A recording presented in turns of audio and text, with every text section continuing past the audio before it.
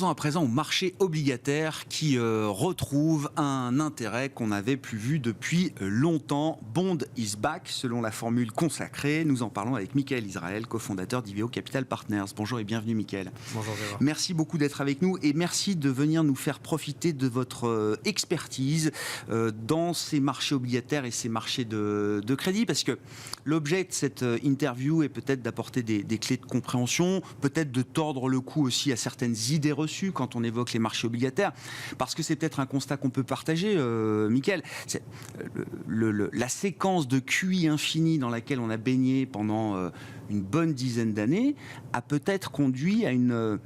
alors je disais perte de pratique, ou perte de savoir-faire, ou perte de compréhension de ces marchés obligataires. Vous êtes d'accord avec cette idée-là, Michael ? Dans certains cas, ouais. Dans certains cas, oui. Après, il y a encore beaucoup d'expertise aussi. Dans certains cas, oui. Et puis aussi, c'est un marché qui est très large. Hein. Donc, il y a beaucoup de sous-segments et on mélange un peu tout derrière le mot générique. Mais peut-être pour ça aussi. Bond is back. Qu'est-ce que vous pensez de la formule ? Effectivement, c'est impossible de nier le regain d'intérêt des investisseurs pour les marchés de fixed income, pour les marchés obligataires et de crédit. Mais pour quelles raisons est-ce que ces marchés obligataires retrouvent de l'intérêt selon vous, Michael ? Alors, quand vous posez la question, en général, la première réponse qu'on vous dit, c'est il y a à nouveau du rendement. Et donc, comme il y a du rendement, ça redevient attractif. Moi, je dirais évidemment, c'est une raison très très valable, mais on pourrait peut-être aller un cran avant par rapport au risque qu'il y a aujourd'hui dans les marchés. Et d'ailleurs, vous parliez précédemment, est-ce que cette récession va avoir lieu, pas avoir lieu, c'est quand même une question qui vaut très cher. En tout cas, si jamais c'est un développement négatif, il faut rappeler que l'obligataire est une protection contre la récession. C'est simplement un mouvement dans la structure du capital d'une entreprise. Vous êtes actionnaire quand il y a un cycle d'expansion, et quand vous avez un cycle qui se retourne, en général, on dit, les Américains disent souvent, les sociétés travaillent pour les bondholders.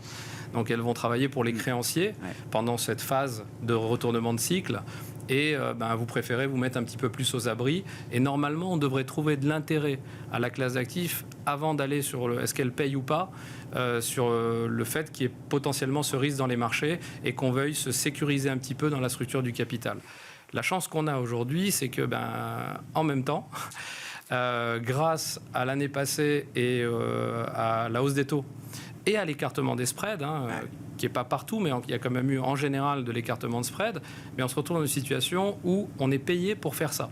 C'est-à-dire qu'on a des rendements, effectivement, quand on dit c'est à nouveau attractif, on a des rendements pour se déplacer dans la structure du capital et être possiblement mieux positionné si le cycle se retourne et surtout s'il se retourne fort.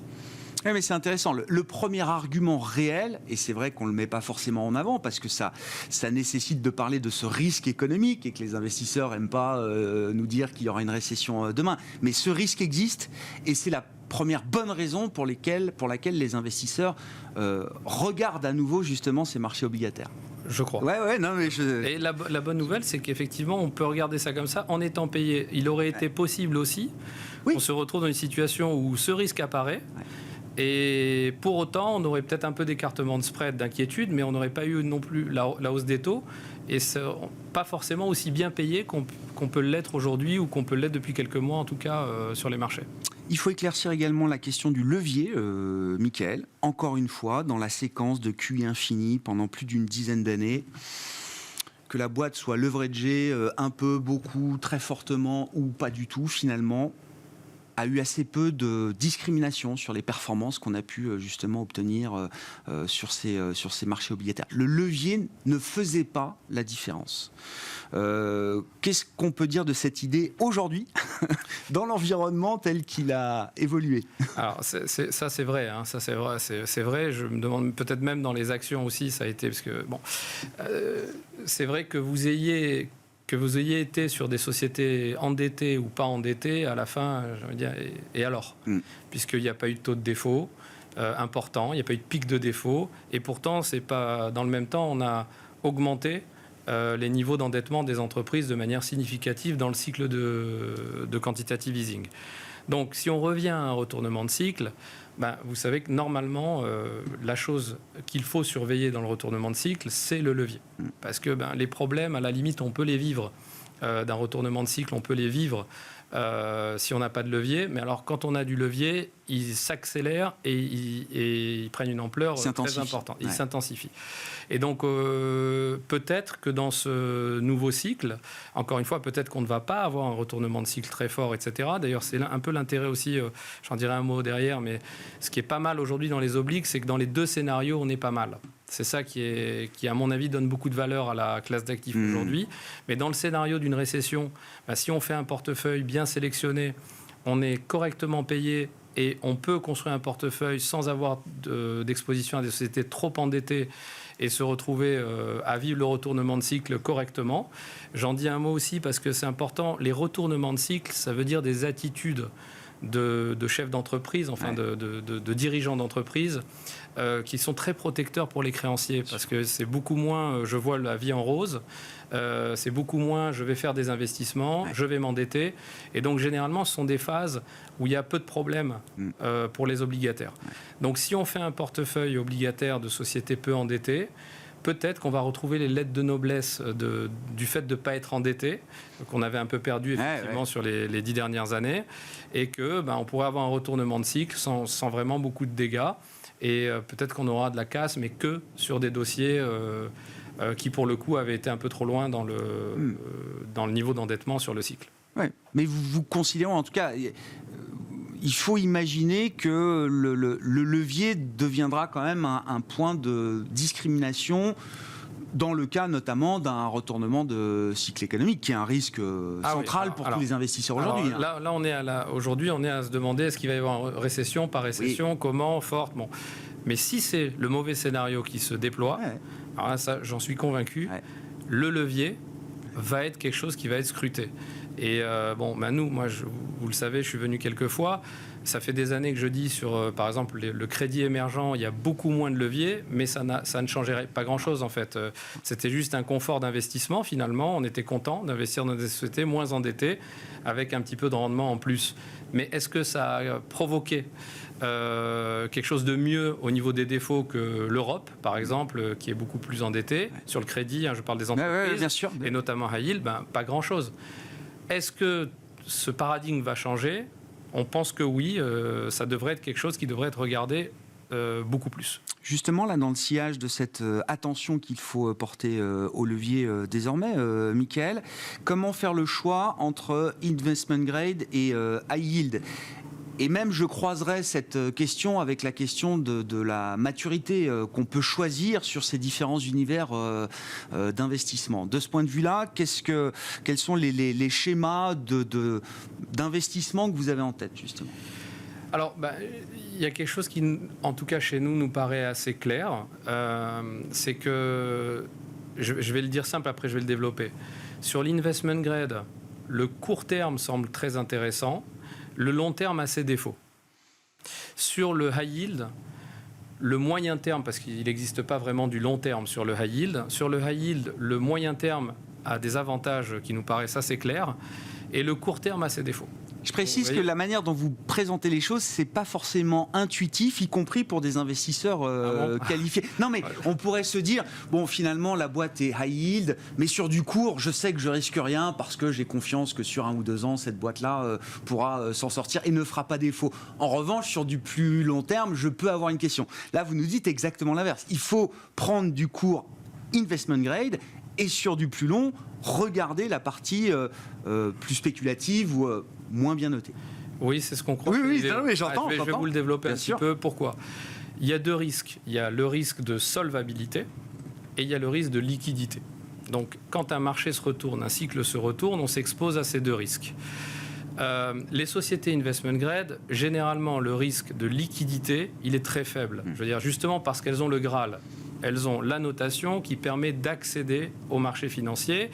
Il y a toujours des caveats dans ce qu'on dit. Évidemment, les sociétés qui sont encore investment grade, mais qui sont en perspective négative et qui sont à la limite et qui pourraient basculer, celles-ci, elles présentent un risque. Mais si vous regardez l'univers en général, il y a rarement des problèmes de refinancement, d'accès au marché sur les sociétés investment grade. Or, les sujets négatifs, les développements négatifs, récession, etc., c'est ce qu'on vit aujourd'hui. Ce n'est pas un projet ou un programme dans 10 ans. C'est tout de suite. Si ça arrive, ça va arriver. dans un moment court, et c'est à ce moment-là que vous ne voulez pas être pris les pieds dans le tapis. Donc, pourquoi l'investment grade est intéressant à court terme? Parce qu'on n'a pas ce sujet-là, et qu'en plus, les courbes des taux sont plutôt inversées. Ouais. Donc, on a un rendement, certes, on a moins de valeur embarquée, mais on a un rendement qui est attractif, avec pas de risque de solvat de toute façon normalement sur l'investment grade, et pas de risque de liquidité. Pourquoi on n'aime pas sur la partie longue, ou on aime moins sur la partie longue l'investment grade? Parce que quels sont les moteurs de performance si j'achète demain une obligation investment grade, certes d'une société solide, mais qui finalement, il faut que j'attende, je vais l'acheter pour 10 ans par exemple, mais qu'est-ce que j'ai comme moteur? J'ai très peu de compression de spread à attendre, parce que c'est pas comme si les spreads dans l'univers investment grade s'étaient envolés l'année dernière. Donc on a eu un petit peu d'écartement de spread, et qui est aussi un petit peu logique quand même, hein. Le contexte de marché, il a quand même évolué, et on a eu de l'écartement de taux. Donc si je veux gagner de l'argent, il faut que mes taux rebaissent fortement, d'autant que malheureusement, je n'ai pas le troisième moteur qui est le coupon. Parce que dans l'investment grade, les sociétés ont bénéficié pour le coup à plein du quantitative easing, et elles ont généralement émis à des niveaux de coupons extrêmement bas. Donc je suis un peu collé, et je dois attendre qu'il y ait de la baisse des taux pour espérer avoir un rebond fort de mon obligation si je l'attends, si je le veux rapidement. Et de ce point de vue-là, si on écoute les banques centrales et le narratif inflationniste, c'est pas du tout évident qu'on ait à nouveau dans les prochaines années des baisses de taux qui ramèneraient les taux directeurs sur les niveaux qu'on a connus précédemment. Exactement, on peut avoir une stabilisation, on peut avoir un petit repli, mais revenir au taux pour refaire tout le chemin, ça va être difficile pour le refaire vite. Donc c'est plutôt des investissements à garder, et on ne va pas être payé pendant ce temps-là. On n'aime pas. On ne peut pas repositionner son portefeuille s'il y a des développements nouveaux. On est un peu collé avec ça. Donc l'investment grade long ne nous plaît pas trop, sauf... Alors on les cherche, hein, dans le marché, il y en a quelques-unes. Il y a quand même quelques obligations investment grade qui ont aussi un peu de coupons. Comme c'est le marché secondaire, il y a eu des émissions à différents moments. Et si vous arrivez à concilier les deux, de la duration, mais un certain niveau de coupon suffisamment intéressant, pourquoi pas? Maintenant, si on passe sur le segment high yield, le segment high yield, malheureusement, lui, sa vulnérabilité, c'est la solvabilité et la liquidité. C'est les deux. Donc, la solvabilité, on peut faire le boulot. On peut faire le boulot, on peut analyser les sociétés, et on peut les stresser dans un retournement de cycle. Et on sait que dans l'univers high yield, quand on le prend de manière très internationale, on trouve quand même des sociétés qui ne sont pas si endettées que ça et qui peuvent vivre le retournement de cycle. OK. Par contre, le sujet de la liquidité, ça c'est un problème, parce que quand vous n'avez pas la bonne note, même si vous avez un bon bilan ou un bilan correct, le marché peut vraiment se fermer pour vous à un certain moment s'il y a de la crispation. Et donc on se dit, pourquoi on va mettre nos clients sur la partie courte, c'est les mettre sur le problème éventuel s'il arrive. Alors qu'on peut dans le même temps faire un bon picking en termes de solvabilité, choisir même des sociétés qui elles-mêmes n'ont pas d'échéance de dette à court terme, et s'enlever ce problème. D'autant que, en allant sur du moyen terme, puisqu'on ne va jamais sur du très long, eh bien, on a quand même eu l'année dernière de l'écartement de spread sur le high yield. Donc, on est payé.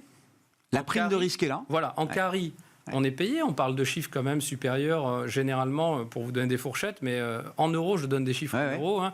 On est entre 7, 8 et 12%, selon les univers, les géographies, etc., sur des sociétés qui sont regardables.